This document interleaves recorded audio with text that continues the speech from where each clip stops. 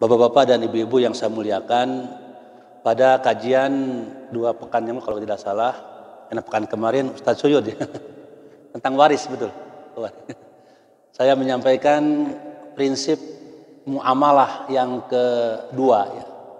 Yang pertama yaitu prinsip muamalah itu al-aslu fil muamalah al-ibahah. Bahwa prinsip dasar dalam muamalah adalah boleh, kecuali ada dalil yang mengharamkannya. Prinsip yang kedua adalah berpedoman kepada halal dan haram. Jadi dalam kita bermuamalah itu harus tentu ya berpedoman pada mana yang halal, mana yang haram. Dan halal haram itu sudah menjadi otoritas Allah untuk menentukannya. Ini halal, ini haram. Dan kita sudah membahas pada kajian yang lalu. Pada kajian hari ini kita akan membahas mungkin pedoman yang atau prinsip yang ketiga keempat ya kalau waktunya cukup ya.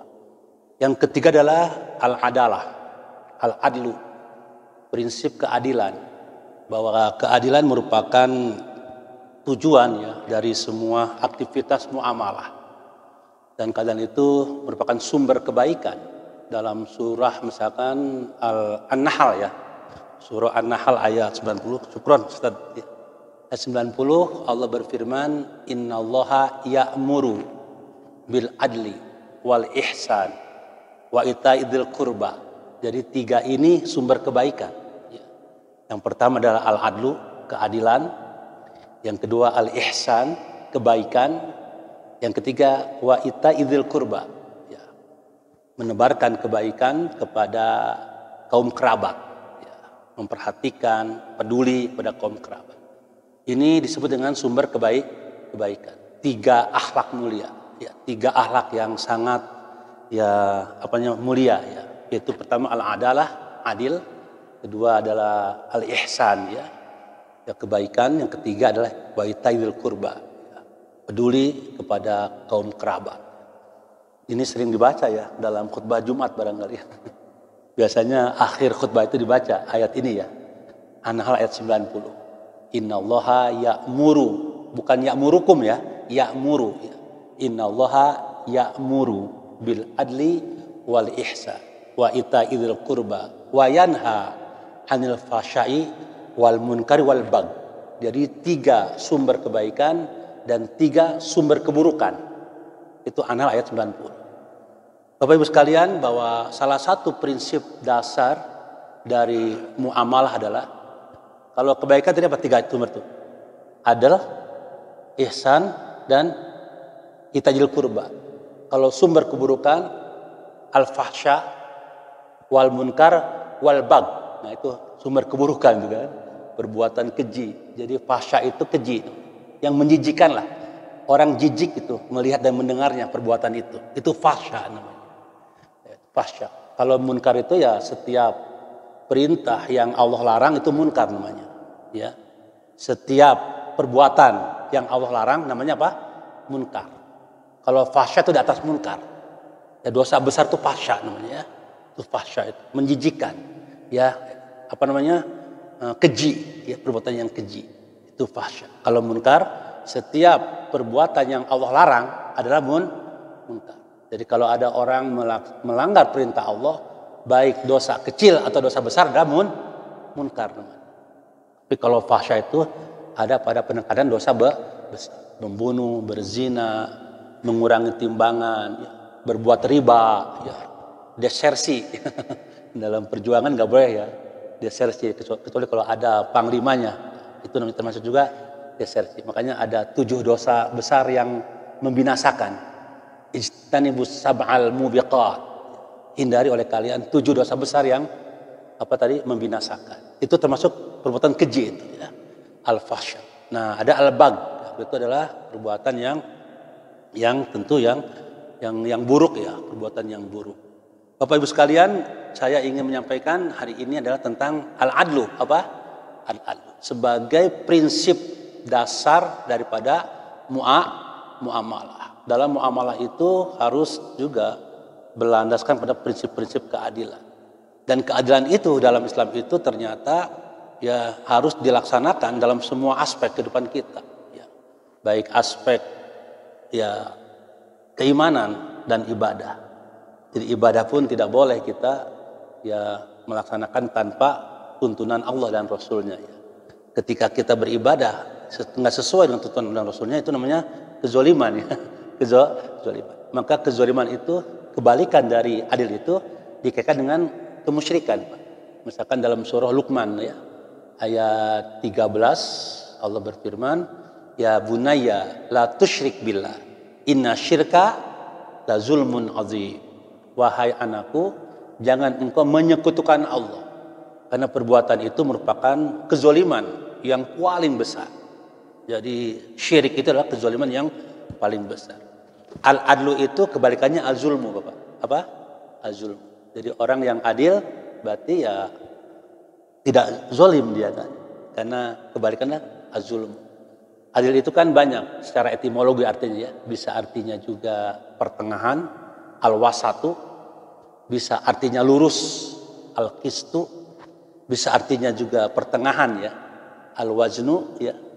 Bisa juga artinya juga adil itu ya tidak melaksanakan yang benar itu benar, yang salah itu salah. Jadi kalau orang menyatakan yang benar itu benar, yang salah itu salah, itu adil namanya.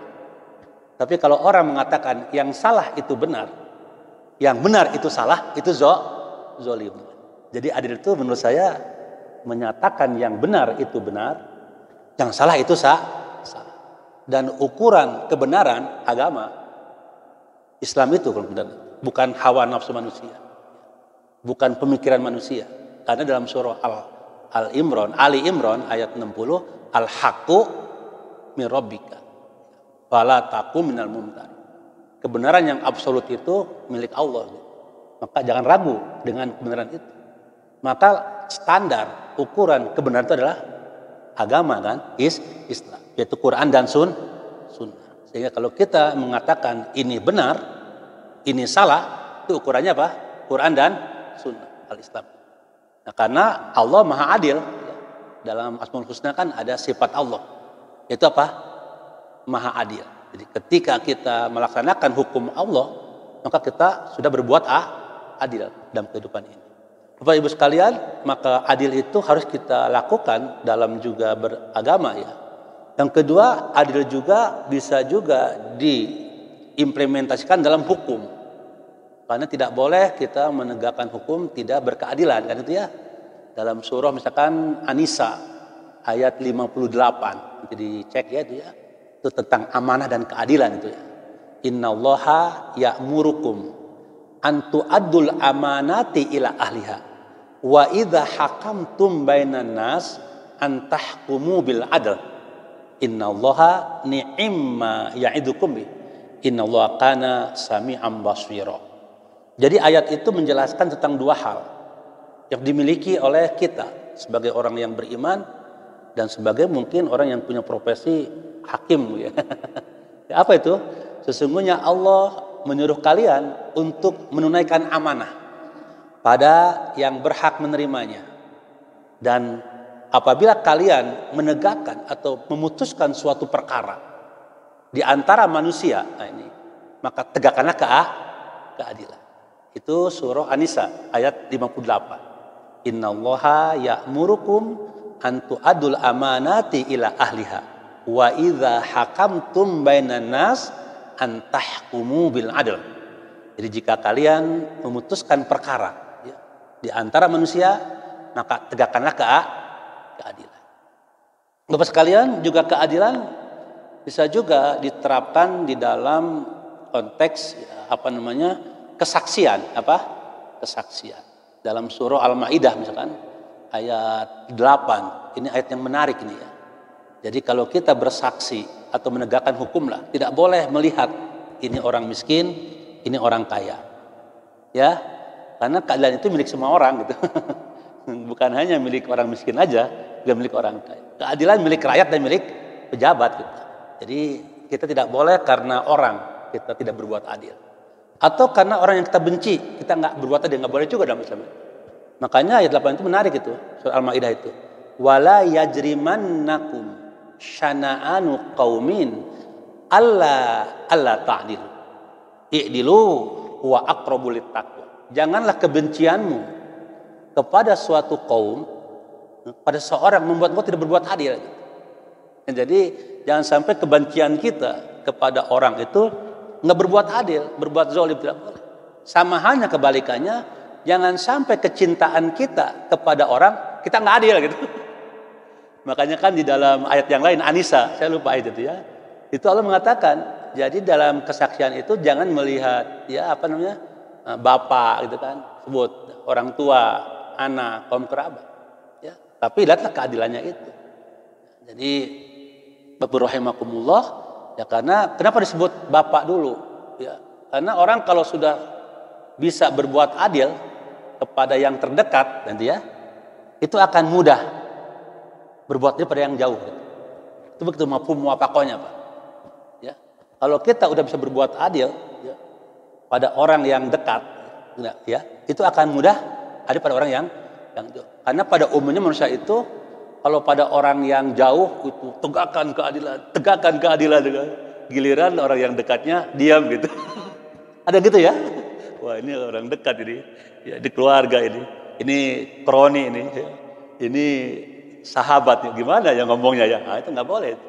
Jadi kalian itu tidak boleh, ya itu bisa ditegakkan oleh semua orang. Makanya agama tidak boleh karena kecintaan kita kepada orang membuat kita zalim. Sebaliknya, kebencian kita kepada orang berbuat zalim nggak boleh juga. Jadi ada itu ya ditegakkan pada siapa saja. Nah, pada surah Al-Maidah ayat 8 tadi itu menarik ya, bahwa dalam kesaksian kita tidak boleh ya dalam tekan hukum ya, melihat kepada orang. Ya, kebencianmu kepada seorang itu tidak boleh membuatmu tidak berbuat Maka untuk itu adil itu bisa diterapkan di dalam menegakkan hukum kesaksian tadi. Bahkan sudah dicontohkan secara faktual, historikal gitu ya, secara fakta dan secara dalam sejarah Islam ya. Bagaimana Rasulullah itu yang menegakkan keadilan ya, bukan atas dasar ya kepentingan ya, hawa nafsunya tidak, tapi ya kalian itu. Contohnya ya, ketika ada seorang datang, ya, orang yang mungkin dekat dengan Rasul ya, meminta fatwa tentang suatu hukum, ya tegakkan kan. Jangan sampai dipengaruhi ya oleh kedekatan kan. Bahkan di ujungnya dikatakan bahwa kalau seandainya Fatimah ya, itu sering ya kita dengar ya, walau anna Fatimata bintu Muhammadin saraqat laqatatu yadaha, kan gitu ya. Seandainya Fatimah ya, putri Muhammad, putrinya ya, mencuri, melanggar hukum atau gitu, maka aku tegakkan hukum, kira-kira gitu. Aku potong tangannya, hudud namanya itu kan. Ini penegasan sebenarnya. Ya, padahal nggak mungkin juga Fatimah mencuri, karena beliau orang yang solehah sekali. Ya, ini menegaskan sesungguhnya kalian itu ditegakkan dalam hukum itu. Sampai kepada anak pun kepada apa dia tegakkan, orang yang dicintainya. Nah, dan Rasul kan pernah juga ya, satu saat itu ya dikejar-kejar kan, ya sampai mau dibunuh kan pada musuhnya kan. Bahkan Fathu Mekah itu kan, Fathu Mekah tuh pembebasan kota Mekah itu kan kemenangan umat Islam. Apa yang terjadi? Rasul tidak dendam. Ya, dikumpulkan barang siapa yang masuk ke rumah Abu Sufyan aman, barang siapa yang masuk Masjidil Haram aman, ya, gitu kan. Masuk tuh. Karena orang sudah tahu nih track recordnya kan Rasul itu sudah teruji, Al-Amin kan, jujur dan dipercaya. Jadi ketika Rasul mengatakan A, pasti A gitu. Kumpullah orang-orang di Mekah itu, waktu itu Islam sudah kuat kan, ya pembebasan kota Mekah lah. Setelah hijrah 10 tahun ke Madinah. Apa yang dikatakan Rasulullah? Beliau tidak menyuruh untuk membunuh, untuk memenjarakan, tidak. Apa? Idhabu wa antum tulaqo. Pergi kalian semua, wahai saudaraku, kalian bebaskan. Ini menarik ini. Bayangkan 13 tahun Rasul di Mekah berdakwah dengan begitu macam teror, ancaman, hinaan, diludahi, dilempari pakai kotoran, sampai hijrah ke Madinah. Setelah kuat di Madinah, bebaskan Mekah kembali. Kemudian orang-orang yang dulunya mengancam, menteror itu dibebaskan. Nah, ini pembebasan kota yang tidak ada, yang sangat bersih dalam sejarah kemanusiaan. Ya, biasanya kalau ada pembebasan negara itu terjadi pertumpahan darah. Ini enggak, jangankan darah manusia, darah nyamuk pun tidak tumpah gitu. Emang nyamuk punya darah ya? Ada juga kan dari itu betul hebatnya Rasulullah akhlaknya kan sampai dibebaskan. Ini keadilan sekali. Keadilan ditegakkan kepada orang musuh sekalipun dan kepada tadi keluarga ya sekalipun. Begitulah hebatnya Islam sekalian di dalam dengan keadilan. Karena apa? Kalau keadilan tidak ditegakkan sekalian, yang pertama akan terjadi yang namanya kemaslahatan hidup. Ya, bermasyarakat, bangsa dan negara barangkali ya. Jadi kalau adil ditegakkan, maka akan maslahat. Kenapa hidup ini tidak maslahat? Banyak ketidaknyamanan, ketidaktentraman karena hilangnya keadilan barangkali. Makanya yang kedua kesejahteraan. Makanya dalam ya sila kelima Pancasila itu sudah benar tuh kan, redaksinya kan. Keadilan sosial. Iya, betul. Apa tuh? Bagi seluruh Indonesia kan. Nah, jadi kalau sudah adil pasti sejahtera. Kalau sudah adil pasti makmur. Ya, jadi kalau ditegakkan keadilan dalam hukum, dalam muamalah termasuk ya, dalam ekonomi itu kan muamalah, maka insya Allah akan ada kemaslahatan dan kesejahteraan. Adil akan lahir kemakmuran dan kesejahteraan. Itu yang kedua. Yang ketiga, adil itu akan mendekatkan kepada ketakwaan, Pak. Nanti ayat di Al-Maidah ya 8 itu kan i'dilu huwa aqrabu littaqwa. Bersikap adillah engkau karena adil itu akan mendekatkan engkau ke dalam ketakwaan. Jadi orang-orang yang adil itu orang yang mudah ya, menjadi hamba yang muttaqin. Dan kita tahu bahwa begitu banyaknya keutamaan orang bertakwa. Betul Pak ya? Di antaranya ketakwaan membuka keberkahan Pak ya. Ketakwaan membuka kebaikan hidup. Itu Al-A'raf ayat 96. Kalau kebaikan An-Nahl ayat 97. Hayatan thayyibah. Jadi orang kalau sudah adil berarti dia takwa. Kalau sudah takwa pasti akan berkah hidupnya. Di sebuah negara ini, sebuah masyarakat akan berkah kalau adil ditegakkan kira-kira. Ya. Kalau ingin baik kehidupan, bersikap adil lah. Ya. Adil itu juga mendatangkan kesejahteraan tadi kan. Itu surah Al-Baqarah ayat 201 kan. Hasanah. Kan keberkahan itu akan didapatkan dengan keadilan dan ketakwaan lah itu. Dua-duanya. Adil juga akan mendatangkan ketenangan, Pak. Ketenangan, tidak gelisah orang, kenyamanan. Insya Allah kalau suatu negara tegak keadilan, nggak akan sedikitlah kerusuhan. Karena orang sudah tenang semua, ya tenang. Secara hukum tenang ya, secara ekonomi juga tenang, kan? Secara keluarga juga tenang. Semuanya, karena adil ditegakkan, Pak. Timbul ketenangan, kesejahteraan. Dan adil itu juga akan melahirkan kebahagiaan tadi kan. As-sa'adah apa? As-sa'adah. Keberuntungan, keselamatan. Itu ada surah misalkan Hud ayat 108, juga Al-Hajj ayat 77 dan lain sebagainya. Ini Bapak sekalian mengenai keadilan yang disebut dengan aqrabu littaqwa. Jadi orang yang adil itu orang yang dekat dengan ketakwaan. Dan kalau sudah menjadi orang bertakwa, maka insya Allah akan banyak kebaikan-kebaikan di dalamnya. Artinya ketika keadilan itu ditegakkan, maka insya Allah akan ada kebaikan dan keberkahan. Makanya nanti kita akan bahas keadilan dalam muamalah kan. Ya, kalau muamalah itu keadilan menjadi prinsipnya, akan ada kebaikan. Ya. Dalam kita bekerja, dalam kita mencari nafkah, dalam transaksi bisnis itu kan, atau dalam kontrak bisnis, kalau tegaknya keadilan, insya Allah akan berkah di dalamnya. Tapi yang tidak akan berkah itu terjadi pengkhianatan. Ada kontrak yang dikhianati, ada akad yang berisi tadi kezoliman dan lain sebagainya. Ini akan melahirkan ya ketidakberkahan. Untuk itu keadilan itu akan melahirkan kebaikan. Maka harus ditegakkan keadilan dalam semua aspek kehidupan kita. Kemudian juga Bapak sekalian, ternyata adil juga itu akan mendatangkan kecintaan Allah. Jadi adil itu akan mendatangkan kecintaan. Jadi Allah itu cinta pada orang-orang yang berbuat keadilan. Nanti lihat dalam surah misalkan Al-Maidah ayat 42. Di ujung itu Allah berfirman, Innallaha yuhibbul muqsitin. Apa? Innallaha yuhibbul muqsitin. Allah mencintai orang-orang yang adil. Jadi tadi saya katakan ada sinonim adil ya. Pertama al-adlu, al-wasatu, al-qistu, al-waznu. Nah, itu kata adil itu bisa begitu ya. Apa itu? Ditulis ya. Ini jarang nulis ya Pak ya. Sekali-kali lah nulis sekarang. Kembali lagi. Apa itu? Al-adlu. Sinonim apa sinonim?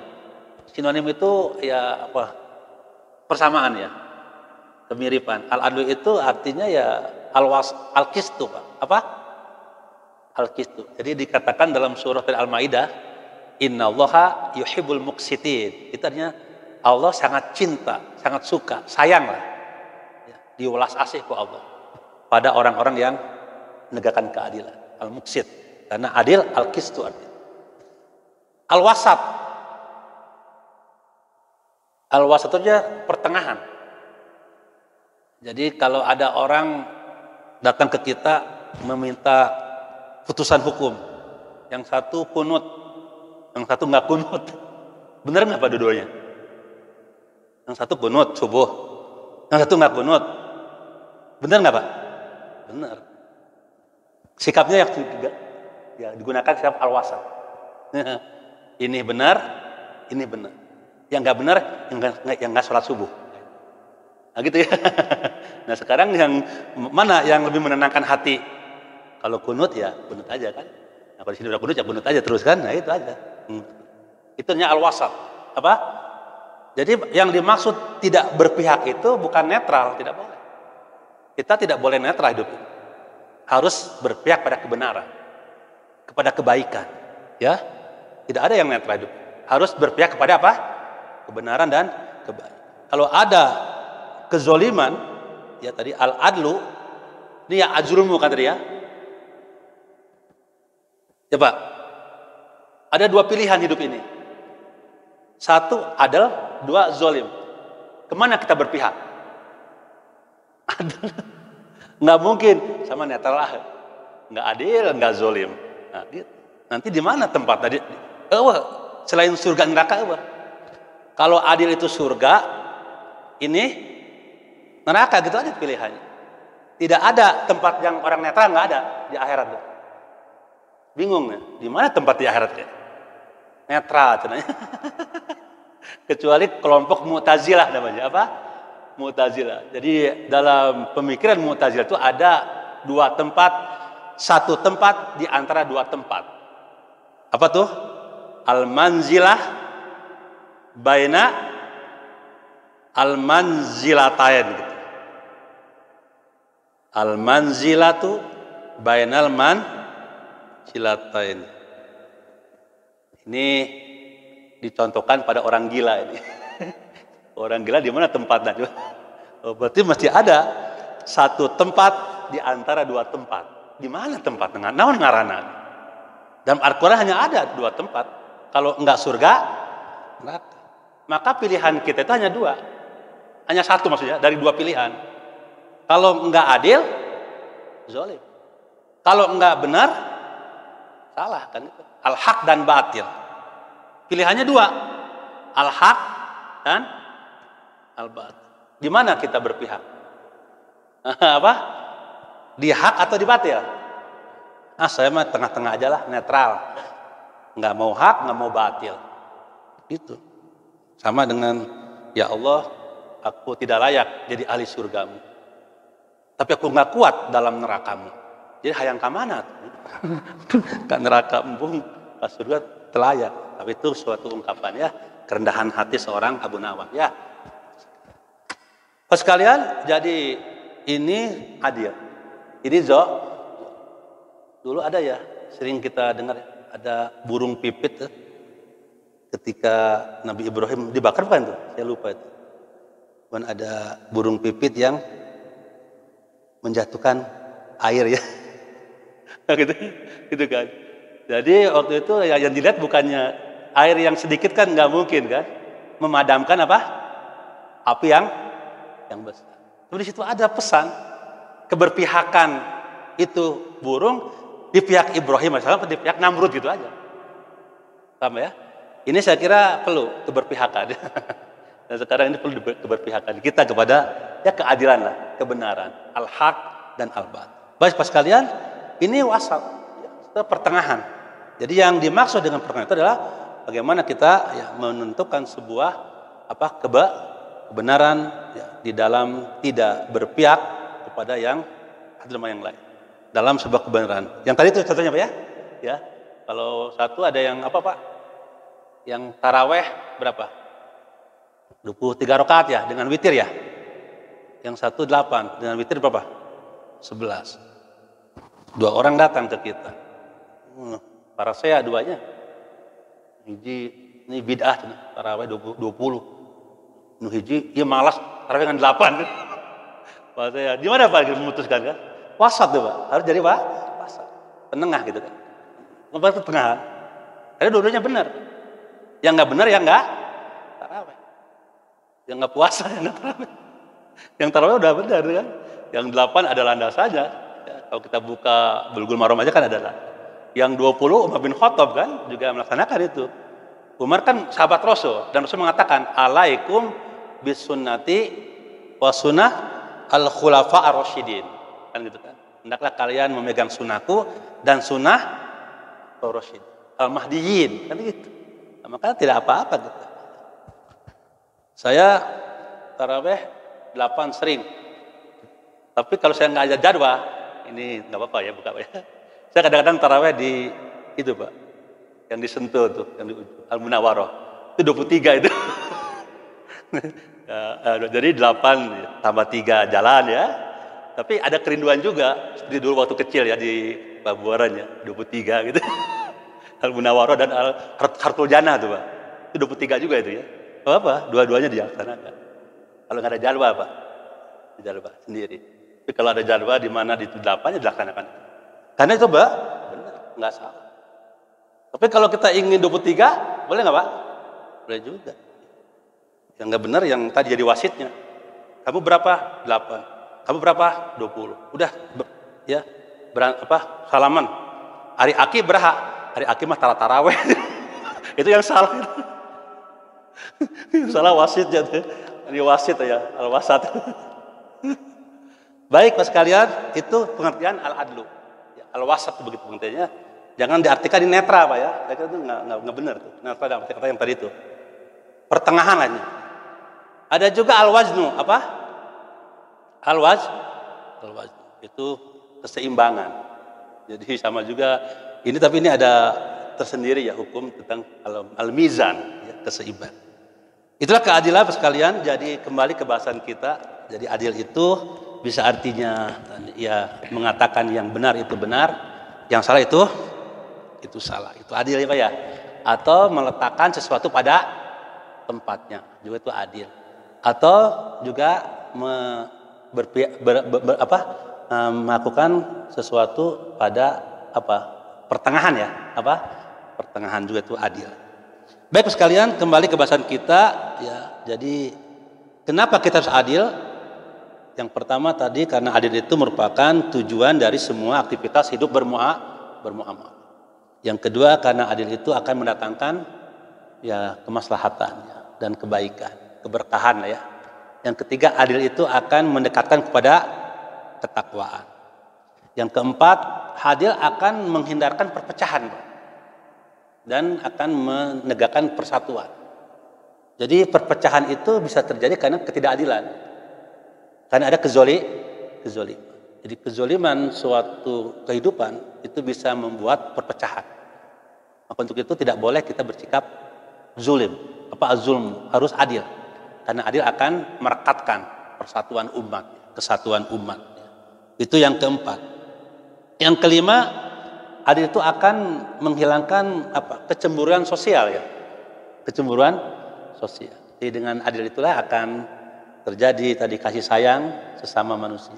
Kalau tidak adil akan terdapat kesenjangan.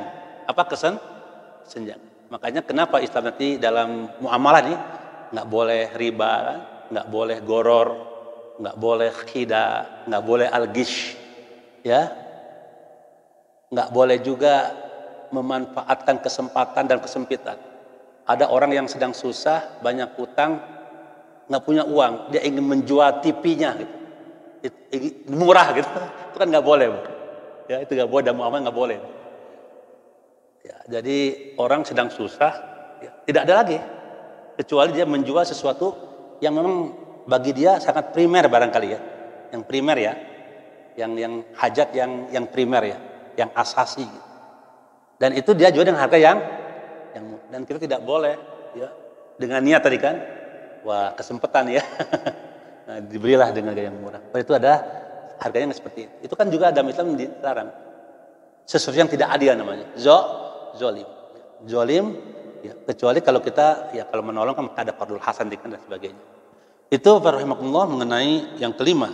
Jadi hadis itu akan menghilangkan apa tadi, gap ya antara kaya dan miskin, antara kuat dan lemah. Kalau kita tegakkan keadilan, semuanya akan terayomi ya. Yang kuat ya kita pelihara, yang lemah kita angkat menjadi kuat gitu ya. Yang apa? Yang kaya ya, kita berdayakan kayaannya, yang miskin diangkat menjadi kaya. Nah, itu namanya keadilan. Tapi kalau zolim akan terjadi, yang kaya makin kaya, yang miskin makin miskin. Terjadilah gap ya, dalam kehidupan bermasyarakat. Untuk itulah maka tegakkan keadilan agar tidak ada lagi ya tadi ya, gap antara kehidupan masyarakat sehingga hilang kecemburuan sosial.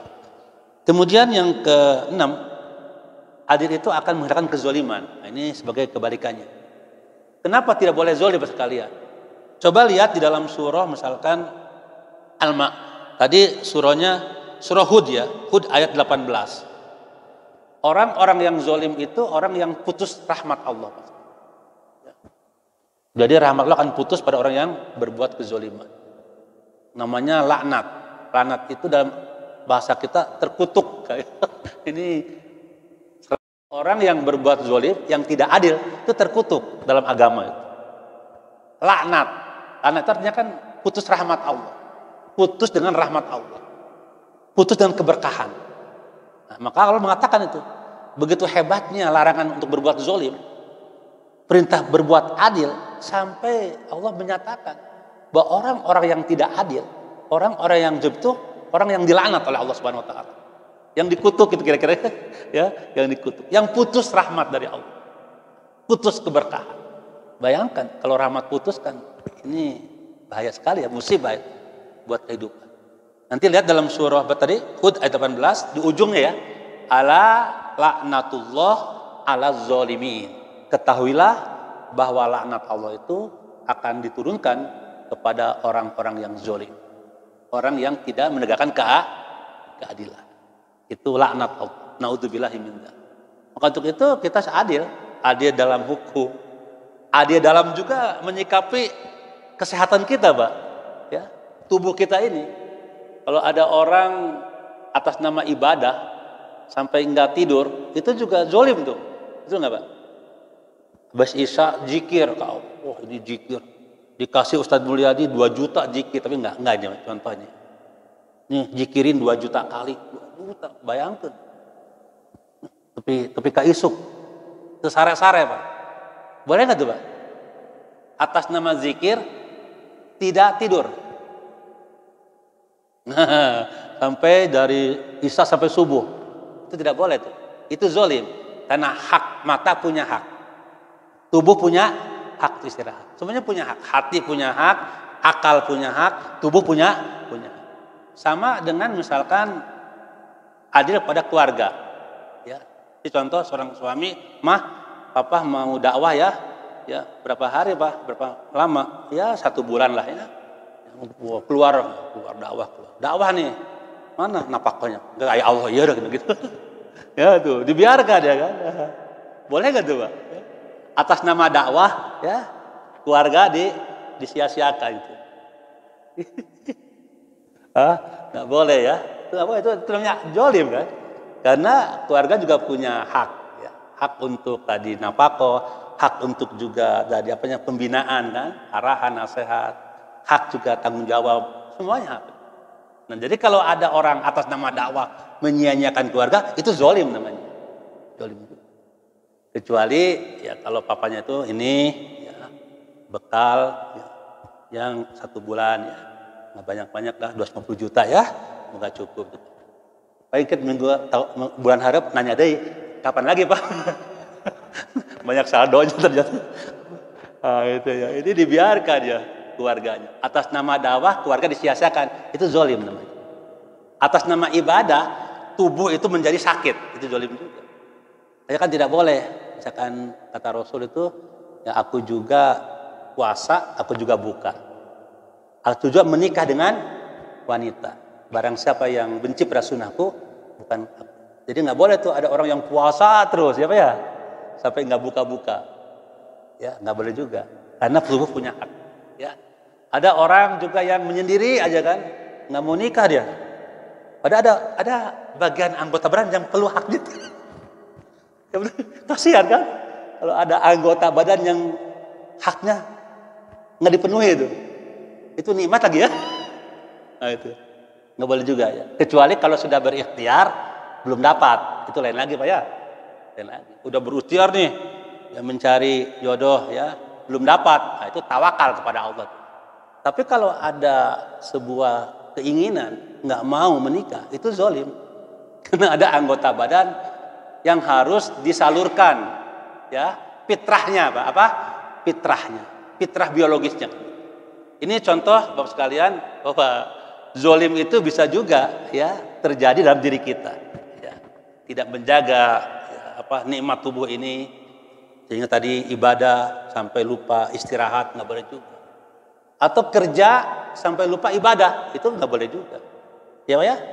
Diisuk, berang, sore, peting, ibadah hente.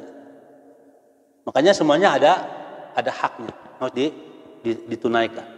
Jangan sampai zolim kita. Zolim kepada diri kita, zolim kepada Allah, ya, zolim kepada keluarga, ya, zolim sama juga ya. Kalau tadi suami ke istri ya, istri kan punya kewajiban kepada suami, nggak boleh zolim istri kepada suami. Karena sibuk main HP, ya, itu diurus, ya, salakina, gitu. Nggak boleh juga. Ada yang gitu ya, sibuk, ya, main HP, ya, suami nggak diurus juga, zolim juga kan, karena masing-masing punya hak dan kewajiban. Bapak sekalian, itu barangkali berkenaan dengan apa tadi? Keadilan. Jadi untuk itulah, nah, salah satu implementasi adil itu dalam muamalah, Pak. Apa dalam muamalah? Itu salah satu. Apa contohnya, Pak? Satu, di dalam muamalah kita dilarang untuk melakukan transaksi goror namanya. Ini contoh-contoh ya, goror.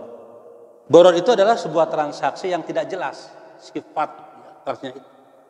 Spekulasi juga ya, al-goror juga al-maisir. Tidak boleh kan? Akan memberi sesuatu barang yang tidak jelas sifat-sifatnya. Dan itu akan menganiaya, menzalimi orang lain. Kalau dalam mungkin contoh yang dulu sering kita dengar, misalkan membeli ikan di dalam kolam ya, dalam perikanan, ya, pertanian membeli barang di dalam tanah ya, kan di dalam Islam itu kalau dalam berbisnis bertransaksi harus jelas Pak ya, harus jelas ya, ayakuna muayyanan, ayakuna ma'rufan. Jadi kalau ada transaksi ya, perikanan ya, ikan, barangnya masih dalam kolam, ya, diborong ya, lauk ya, nu dijero ulah ya, boleh nggak tuh Pak? Nggak boleh ya. Diangkat dulu Pak, diangkat, ditimbang dan jelas ikannya ikan emas, ikan gurame ya, kan nggak jelas itu kan. Beli ikan gurame ya, ikan gurame nih di dalam kolam ini. Padahal isinya belentuk misalkan kan, ini kan kasihan kan yang membeli. Kalau masih emas masih mending tuh. Kalau belentuk ya, itu harus aja jelas. Itu namanya goror Pak. Membeli barang yang tidak jelas ya. Di dalam atau mungkin pertanian tadi ya. Kalau dulu misalkan ada bangkuang, ada simpanan ya. Itu juga harus jelas dulu ya. Jelas barangnya ya. Jelas barangnya. Sehingga tidak ada yang terjolimi ya. Yang terjolimi. Itu namanya bai'ul goror ya. Nanti mungkin dalam transaksi-transaksi kontemporer saya kira bisa dianalogikan ke sana ya. Yang intinya tidak boleh goror ya. Tidak boleh transaksi yang goror.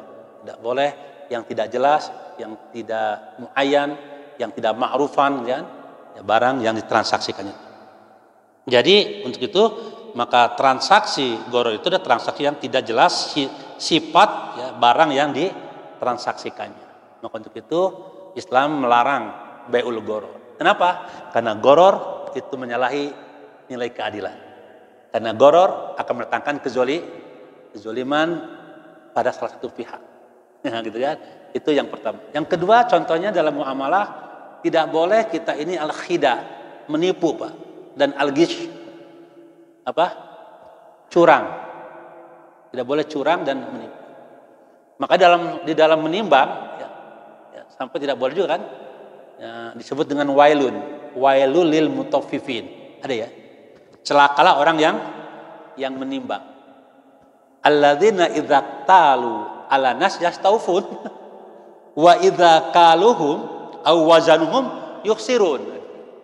Jadi kalau dia menimbang ya kepada orang dikurangi. Nah, atau orang yang meminta timbangannya, kalau minta ditimbangan harus dipenuhi, giliran dia giliran dia dikurangi gitu. Itu yang tidak boleh, Pak ya. Jadi konsumen dan produsen harus betul-betul menjaga agar tidak ya berbuat kalau ya yang pedagangnya harus tepatlah timbangan ya. Kalau 1 kilo ya 10 on itu kan. Jangan sampai kalau menimbangin orang dikurangi, kalau minta menimbang minta ditambahin. Ya, itu juga tidak boleh, Pak ya. Harus itu namanya gish, curang ya, curang.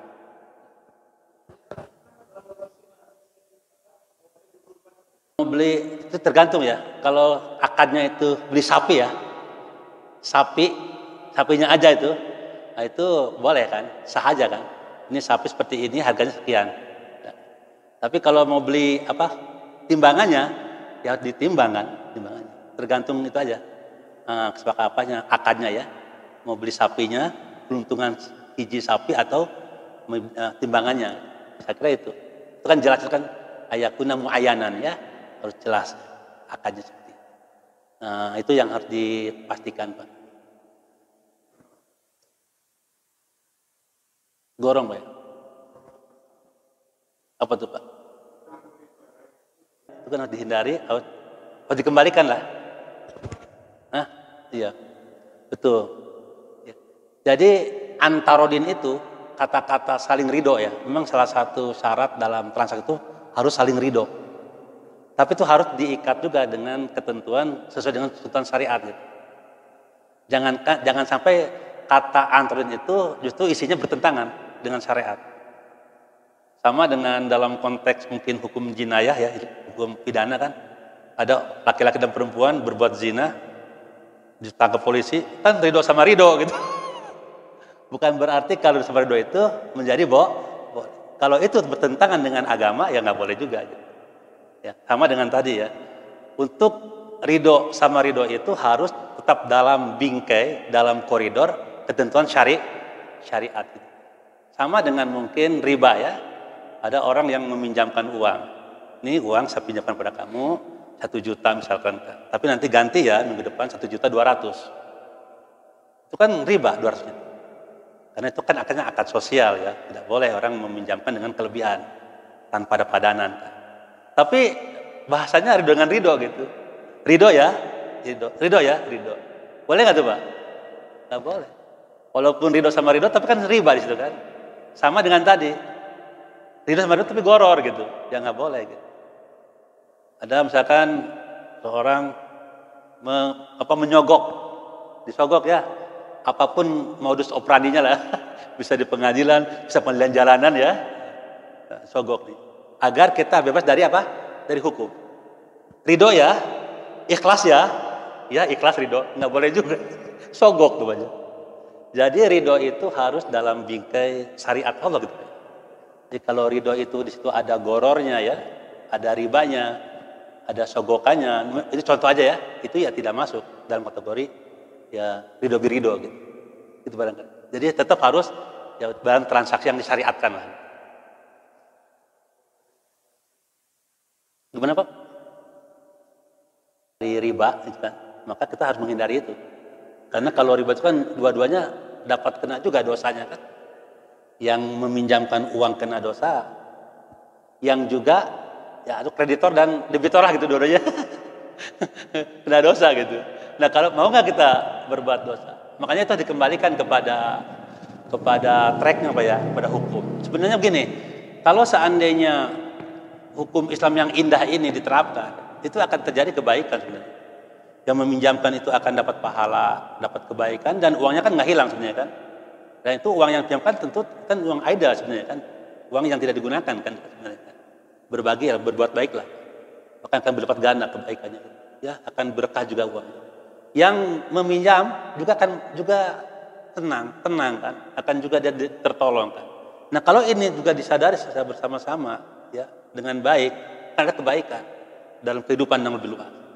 Nah kalau tidak nggak mau pinjemin, ya udah nggak mau minjemin. Daripada minjemin dosa kan, baik nggak pinjam. Tapi buat alternatif, ada akad yang lain. Seperti nanti musyarakah misalkan. Kalau misalkan ada ini orang nih sebenarnya punya talenta bisnis kan, tapi dia nggak punya modal kan. Itu kalau dia mau minjemin kan ada apa namanya keran lain gitu. Dengan bagi hasil misalkan kan. Itu mudharabah kan. Dikasih modal dia kan, ini modal lah. Tuh kasih modal, ya ini ada modal coba ya. Apanya kerja dulu nih diputar kan. Nggak apa-apa lah saya dapat 30% juga. Nanti 70%. Jadi kan kalau begitu kan 60-40 Pak ya. Atau tapi nggak apa-apa karena kita ingin nolong orang itu kan. Ya, dikasih itu modal untuk usaha. Nanti bagi hasilnya 30% yang sohibul mal ya, yang punya uang, yang 7%-nya yang memutar ya, yang kerja itu. Kan bisa gitu. Jadi hanya ada dua pilihan itu. Mau kasih utang dengan kesalehan sosial, tabaruk, atau nggak ngasih gitu aja kan. Daripada nanti ngasih tapi sebenarnya bukan ngasih sebenarnya. Mengeksploitasi kan sebenarnya kan. Ya mengeksploitasi itu artinya merampas lah sebenarnya. Bayangkan kalau ada orang diutangin 1 rupiah, bayar 2 rupiah, itu merampas hak orang sebenarnya. Jadi itu Pak, intinya gini lah. Kalau kita antarodin itu harus dalam bingkai syariat. Tidak boleh. Nah kalau tadi kan tetap ya melaksanakan maupun ridho, itu berdosa tuh Pak. Yang meminjamkan berdosa, yang juga minjam juga berdosa. Karena dua-duanya sepakat dalam perbuatan riba. Ya, riba. Itu yang tidak boleh dalam agama. Nggak ada Pak. Nggak ada. Riba sebenarnya nggak diperbolehkan. Iya. Iya. Iya. Kalau dalam surah Al-Baqarah kan ada hadis, ada ayat ya ayyuhalladzina amanu taqullah wa dzaru ma baqiya minar riba. Memang ada 4 tahapan pengharaman riba. Yang terakhir itu Pak ayatnya. Saya tulis ya, kata maknya ya. Jadi ini pertanyaan bagus nih Pak. Apakah ada riba yang kecil gitu? Jadi kata-kata ya ayyuhalladzina amanu taqullah wa dzaru apa? Wazaru ini ma bakia apa? Bakia minariba. Jadi tinggalkanlah sedikit atau banyak itu. Ma ini kan apa ada apapun namanya. Ma ini kan sedikit atau banyak ya, tidak ditentukan. Sesuatu yang riba itu tinggalkanlah, dilarang. Jadi artinya tidak ada istilah riba yang sedikit atau yang banyak. Mungkin yang dimaksud dengan Bapak itu memang ada juga yang dalam surah Ali Imran ya.